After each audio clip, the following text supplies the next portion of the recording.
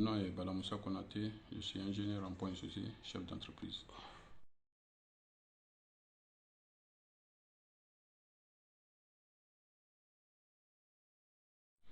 Il faut savoir que depuis plusieurs dizaines d'années, la Guinée est dans une dynamique de faire face à ces routes. Et malgré cette volonté vraiment affichée, les défis restent encore pendants. Je crois que l'orientation stratégique que nous devons impérativement avoir doit s'appuyer sur vraiment la solution aux défis majeurs que nos routes ont actuellement pour que finalement le secteur routier soit un secteur porteur effectivement de croissance qui pousse les autres secteurs de développement du pays. Ces défis se situent au niveau de 3 niveaux. Il y a ce qu'on appelle avant tout le défi de géométrie. Et ça, c'est particulièrement au niveau de nos routes urbaines, autrement dit la voie urbaine de Conakry, pour être plus précis. Vous constatez que nos routes sont généralement très exiguës. En principe, aujourd'hui, même ce qu'on appelle les 2x2 voies, Fidel Castro et le Prince, par rapport à la sollicitation, par rapport à l'avenir, je dirais jusqu'à quelque chose de 50 ans au-delà, vous voyez déjà que nous sommes au bout du rouleau en matière d'intensité de circulation. Il aurait fallu que ces routes-là soient projetées pour que, à l'avenir, nous puissions quitter de 2x2 voies, voire jusqu'à 2x4 voies. C'est-à-dire que chaque chaussée soit dotée de 4 bandes de circulation, plus les autres domaines annexes, à savoir bandes d'arrêt et d'urgence, les caniveaux, etc. Idem aussi pour la route Le Prince. Donc, quand vous regardez d'une manière générale par rapport à tout ce qu'il y a chez nous comme artères principales, les différentes transversales et certaines routes qui sont dans les quartiers comme Akipi, etc., qui doivent maintenant passer en réalité comme des artères principales. Alors, on a ce défi de géométrie, nos routes sont très exiguës. On pense que construire une route, ça se limite simplement à la partie circulatoire des véhicules, ce qu'on appelle la chaussée, et peut-être quelques bandes, 2 bandes d'arrêt d'urgence qu'on appelle l'accotement, et peut-être les caniveaux. On oublie que ce qu'on appelle l'accotement en zone urbaine doit être plus large pour que quand les véhicules garent, particulièrement les taxis et les bus, que ça puisse complètement laisser libre cours à la circulation des véhicules sur les bandes de circulation. Et on a suffisamment de problèmes à ce niveau. Deuxième défi, c'est le défi de résistance. Et généralement, nos routes ne sont pas construites en rapport avec les spécificités géographiques de notre pays. Et nous sommes particulièrement à Conakry, dans une région très pluvieuse. Il faudrait tenir compte dans le choix des matériaux et aussi dans l'exécution des travaux.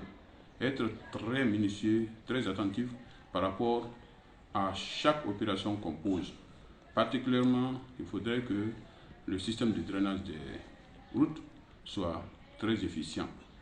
Que ces systèmes de drainage qu'on appelle les caniveaux, etc., ne se limitent pas seulement qu'à enlever les eaux de pluie sur la chaussée, mais aussi les zones riveraines. Vous avez vu actuellement les caniveaux qu'on fait. Alors, les dalles de couverture qui sont ajourées de façon linéaire pour permettre aux eaux, les trop pleins, de pouvoir rentrer dedans, ou même les eaux qui quittent le ciel, etc., mais sont souvent coupées des zones riveraines. C'est-à-dire les eaux qui quittent dans les concessions butent souvent avec ces caniveaux-là, qui n'ont rien prévu comme avaloir pour que ces eaux-là puissent être évacuées à partir des caniveaux.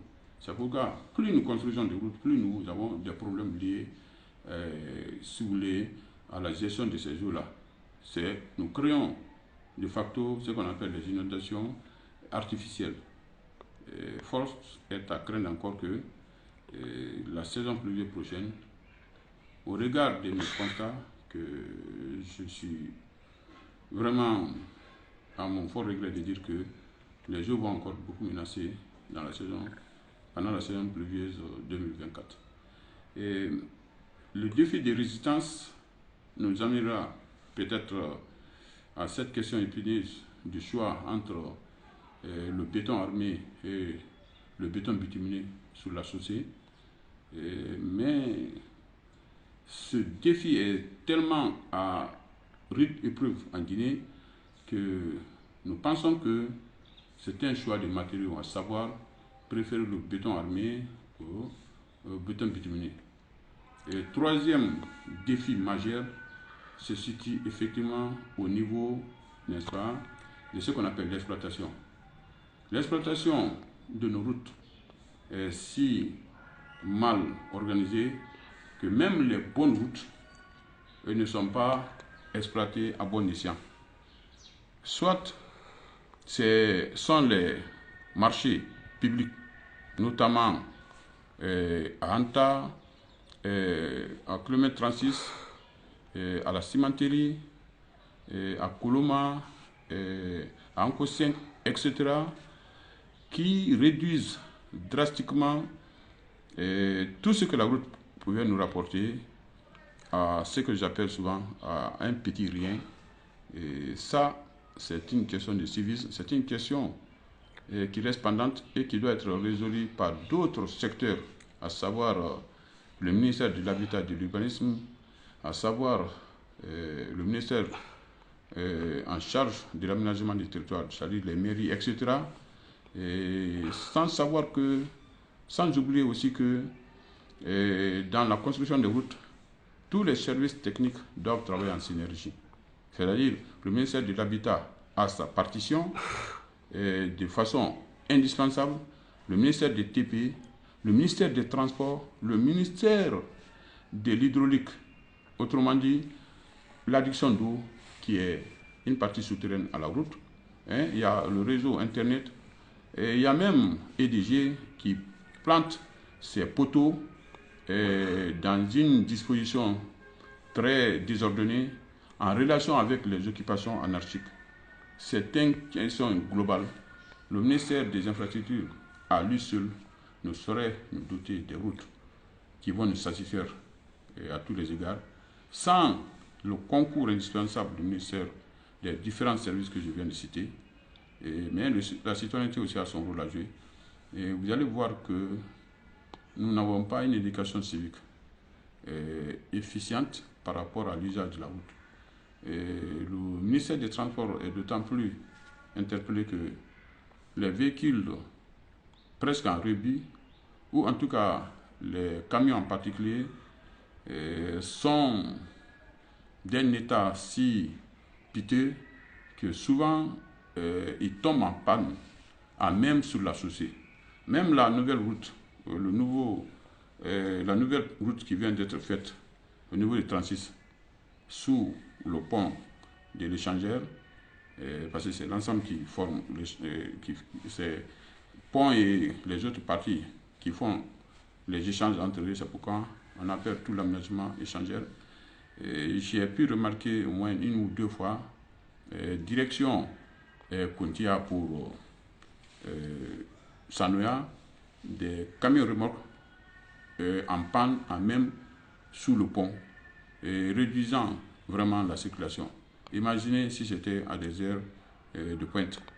Le matin, quand les citoyens quittent chez eux, qui logent même au-delà de Koya pour aller en ville, souvent vers les 6 heures du matin, c'est extraordinaire de constater que les dames du commerce ambulant là, les femmes faisant le commerce ambulant, les esclavagistes d'une manière aussi générale, occupent une bande de circulation en quittant vers Sanoya pour la ville. Donc, vous avez la société rétrécie. Vous allez voir une file d'embouteillage sur près de 600 mètres, et ça c'est constant. Mais une fois que vous dépassez le niveau de ces dames, vous voyez que le reste est bien. Donc, l'embouteillage qui se produit chez nous est à la fois dû à l'exiguïté de nos routes, à l'état global non satisfaisant de certaines de nos routes, particulièrement la partie géométrique, mais c'est lié aussi à notre comportement, au manque d'intervention de façon efficiente de la part des autres activités, et comme j'ai dit, des ministères techniques, etc., pour que la route puisse travailler telle qu'elle a été conçue, la destination à laquelle elle est vraiment consignée. Si chacun ne fait pas son travail, je pense que nous aurons beau travailler, investir, mais il y a ce que j'appelle le gaspillage. Nous risquons de nous retrouver dans le gaspillage indirect. C'est-à-dire l'État fait bien le travail quand la route est garantie, mais quand la population elle-même qui est bénéficiaire de ces routes, quand elle banalise l'utilisation de ces routes, il y a l'aspect même sécurité routière où des personnes sont souvent tuées à des endroits inimaginables parce qu'ils sont au mauvais endroit, ce qui n'est pas prévu par les techniciens. Donc, d'une manière générale, pour la première question, je dirais que le défi de géométrie, le défi de résistance et le défi d'exploitation reste un problème majeur dans l'exploitation d'air. Le fait que les véhicules sont chargés au-delà des normes contribue beaucoup à ce que ces routes-là partent de l'état, de bon état, à l'état mauvais de façon très rapide. Quand certains véhicules tombent aussi en panne le long de nos routes nationales, et que c'est même sur place là-bas qu'on répare et même soulever des dizaines de tonnes à travers des criques, dont l'effet sur la société s'appelle dans notre jargon le poinçonnement. Il faudrait que la loi protection du patrimoine routier soit suffisamment respectée.